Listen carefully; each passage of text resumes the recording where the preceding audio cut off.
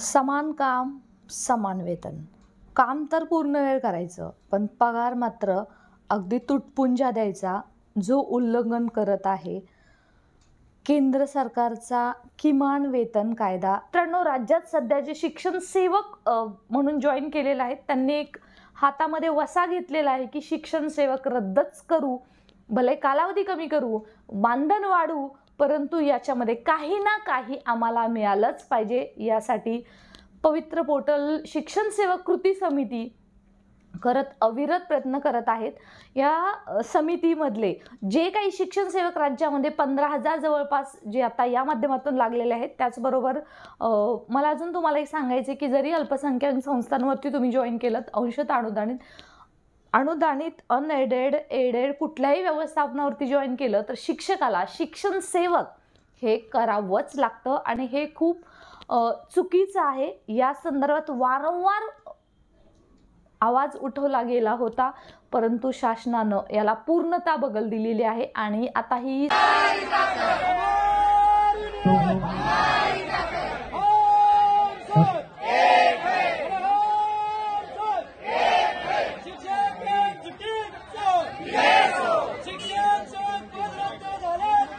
समिती आहे ती कंटिन्यूअस याच्या संदर्भात पाठपुरावा करत आहे आणि ज्या संघटना आहेत ज्या शिक्षकांसाठी काम करतात त्यांना सुद्धा हा मुद्दा त्यांच्या आंदोलनात घ्यायला लावलेला आहे. आता आपण नुकतंच कोल्हापूरमध्ये सुद्धा मोठ्या भव्य दिव्य असं आंदोलन झालं.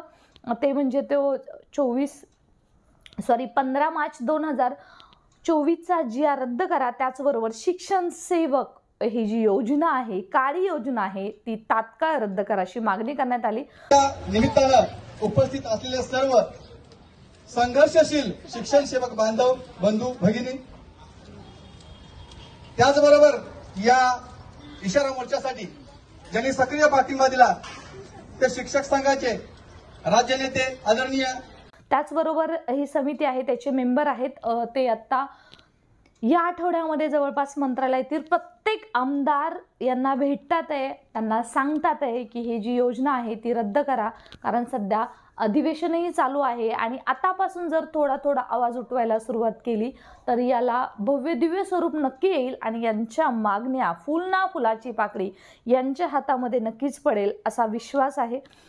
मित्रांनो, सध्या हा व्हिडिओ शिक्षण सेवकांपर्यंत नक्की पोहोचवा आणि जरी तुम्ही शिक्षण सेवक म्हणून लागला नसाल ना तरी हा प्रत्येकाची आपली जबाबदारी आहे की यांना पाठिंबा द्यायची आणि याच्यासाठी उभं राहायचं, कारण हा कोणा एकाच्या गोष्टीचा लढा नाहीये, एका व्यक्तीचा लढा नाहीये, तर सर्वांनी येऊन केलं तर एकीचं बळ त्यालाच फळ, या पद्धतीने इथं यांची मागणी मान्य होऊ शकते.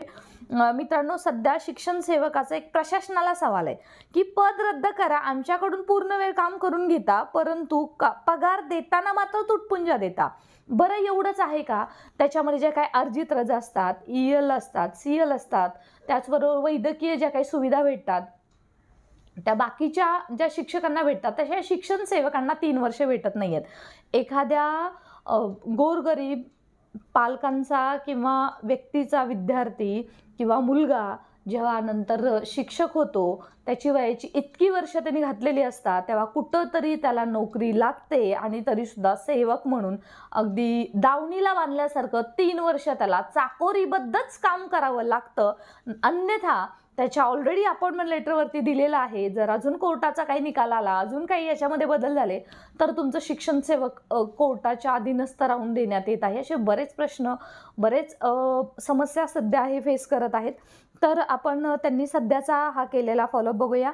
या सध्या जी फॉलोअप घेणारी ही कमिटी आहे त्यांच्यामध्ये प्रामुख्याने आपण पाहतो की संतोष मगर सर असतील, अमोल गायकवाड सर असतील, भामरे सर असतील, त्याचबरोबर महादेव गायकवाड सर असतील आणि आपण पाहतोय संतोष ते शिक्षण सेवक म्हणून जॉईन झालेले आहेत, ते आहेत ते कंटिन्युअस आणि सर्वात अगदी याच्या पाठीमागं सतत तुमच्या प्रत्येक प्रश्नाला उत्तर देणारे अविनाश जाधव सर असतील. ह्यांचा कंटिन्युअस मुंबई मंत्रालयामध्ये सध्या पाठपुरावा चालू आहे की काहीही करून हे रद्द व्हायला हवं त्यासाठी. आणि मी ॲडव्होकेट प्राध्यापक बालुशा माने, याच जो शिक्षक जो भावी पिढी घडवतो देशाची, जो खूप महत्त्वाचा आकार देतो विद्यार्थ्याच्या जीवनाला, त्या शिक्षकांवरती सेवक म्हणून जॉईन करण्याची वेळ येते आणि पगार तरी किती भेटतो मित्रांनो?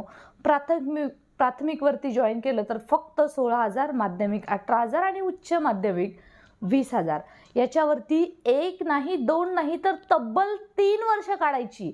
कुटुंब, स्वतःचा खर्च आणि त्याचबरोबर जो काही प्रवास खर्च, नंतर शहरामध्ये राहत असतील तर वेगळ्याच गोष्टी, हे सगळं इतकं भयावह आहे की एवढीशा पगारात स्वतःचं सुद्धा भागत नाही आहे, मग कुटुंबाचं काय? असे बरेच प्रश्न सध्या शिक्षण सेवकांना पडत आहेत. त्याचं कारणच असं आहे, राज्यात 2010 पासून एक कंटिन्युअस भरतीसुद्धा झालेली नाही आहे. त्यामुळं इथं शिक्षक म्हणून लागायला, सेवक म्हणून लागायला सुद्धा खूप दिव्य पार करावी लागतात. शासन तुटपुंजी भरती करत असतं आणि ते केल्यावरती सुद्धा हा संघर्ष, अविरत संघर्ष सुरू होतो. मी मात्र पूर्ण वेळ करायचं. जे काही नॉर्मल शिक्षकाला जे काम असतं, सहाय्यक शिक्षकाला ते काम सर्व पूर्ण करायचं, परंतु टॅग मात्र सेवकांचा द्यायचा. डिग्र्यावर डिग्र्या घ्यायच्या, शिक्षण घ्यायचं, परीक्षावर परीक्षा द्यायच्या आणि मात्र शेवटी सेवक म्हणून तुटपुंजा पगारावरती काम करायचं. महाराष्ट्र राज्यातील शिक्षण सेवक ही योजना, त्याचबरोबर गुजरात राज्यात सुद्धा ही योजना आहे. या 2 राज्यामध्येच असं कोणतं संकट आलं 2000 साली, तिथपासून या राज्यामध्ये ही योजना सरकारने लागू केली ते कळायला मार्ग नाही आहे. यांची भेट घेतलेली आहे आणि म्हणून हा वृत्तांत, त्यांचा जो संघर्ष आहे तो तुमच्या समोर मांडत आहे, कारण ती गरज आहे मित्रांनो. तर चालू आहे. यांच्या प्रामुख्याने मागणी आहेत की प्रथमतः शिक्षण सेवक हे रद्दच करण्यात यावं आणि जर ते रद्द होत नसेल तर कालावधी कमी करून मानधन वाढवण्यात यावं. ह्यांच्या प्रामुख्याने मागण्या आहेत. आणि मित्रांनो, ह्या जरी आज ते शिक्षण सेवक म्हणून त्यांच्या असतील तर राज्यामध्ये याचा फायदा येणाऱ्या काळामध्ये जी शिक्षक भरती होणार आहे त्या शिक्षकांना सुद्धा होणार आहे.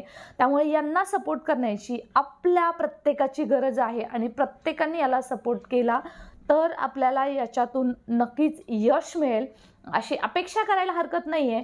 ज्या संघटना पहिल्यांदा शिक्षण सेवकांची मागणी घ्यायला तयार नव्हत्या, आज त्या आंदोलन करत आहेत आपल्यासाठी आणि आज त्या संघटना यांना स्पेशल मीटिंगमध्ये मंत्री साहेब असतील, मंत्री महोदय असतील, शिक्षण मंत्री असतील, यांच्यासाठी या शिक्षण सेवक कृती समिती आहे पवित्र पोर्टल यांना बोलवत आहेत. हे काही कमी यश नाही आहे मित्रांनो. आज ही जी योजना आहे ती रद्द व्हायला जरी वेळ लागत असला तरी सुद्धा हा जो संघर्ष आहे तो करत आहेत आणि त्याच्यामध्ये हा जो एक वसा घेतलेला आहे तो हे खूप जिकरीने पूर्ण करत आहेत. हे मी स्वतः अनुभवलेलं आहे, म्हणून तुमच्यासमोर सांगत आहे की यांना आपण साथ द्या. आज ही वेळ त्यांच्यावरती आली असली तरी उद्याच्याला येणाऱ्या काळामध्ये ती आपल्यावरती येऊ शकते. म्हणून आपल्याला या संदर्भातील हा लढा आहे तो चालू ठेवायचा आहे आणि लढू आणि आपण या संदर्भात जिंकू सुद्धा. चला तर मित्रांनो, लवकरच भेटूया पुढच्या अपडेट्स संदर्भात आणि याबद्दलचे असेच शिक्षण सेवकाबद्दलचे अपडेट्स असतील, त्याचबरोबर शिक्षक भरतीचे अपडेट्स असतील, कारण शिक्षकांचे प्रश्न आहेत ते संपणारच नाही आहेत, नवीन प्रश्न निर्माणच होत राहतील. त्यासाठी प्रत्येकाने एकत्र येऊया, लढूया आणि जिंकूया सुद्धा. चॅनलवर नवीन असाल तर सबस्क्राईब करा, टेलिग्राम चॅनल जॉईन करा, व्हॉट्सअप चॅनल जॉईन करा. या व्हिडिओच्या डिस्क्रिप्शन बॉक्समध्ये लिंक आहे आणि प्रत्येकाने या कमेंट सेक्शनमध्ये तुम्ही कोणत्या जिल्ह्यातून हा व्हिडिओ पाहत आहात, त्याचबरोबर कोणत्या विभागातून शिक्षण सेवक म्हणून काम करत आहात किंवा शिक्षक भरतीसाठी आहात, या व्हिडिओच्या कमेंट सेक्शनमध्ये लिहायला विसरू नका. कारण आपल्याला ही कृती समिती आहे त्याचा आवाका आहे तो वाढवायचा आहे. उद्याच्याला मी ज्या एरियामध्ये काम करते त्या एरियामध्ये मला जर या संघटनेच्या पदाधिकारी म्हणून काम करायचं असेल किंवा माझ्यावरती अन्याय झाला तर मला एक हक्काचं व्यासपीठ ही तुम्हाला कृती समिती आहे ती मिळवून देत आहे. त्यासाठी प्रत्येकाने स्टे कनेक्टेड आणि प्रत्येकाने एकमेकांशी जोडलं जा, कारण आपण जो संघर्ष एकटा करू शकत नाही, एकत्र आल्यावर त्याचा एक वेगळा इम्पॅक्ट सुद्धा पडतो आणि त्याच्यानुसार आपण जोडलं सुद्धा जातो. सो खूप महत्त्वाचं आहे. सर्व शिक्षकांपर्यंत नक्की पोहोचवा या अपेक्षेसह. जय हिंद. हाथ उठा के डंडा लेके डंडा लेके कपड़ बांध के सूट की दीपा इस राजनीति पर डंडा लेके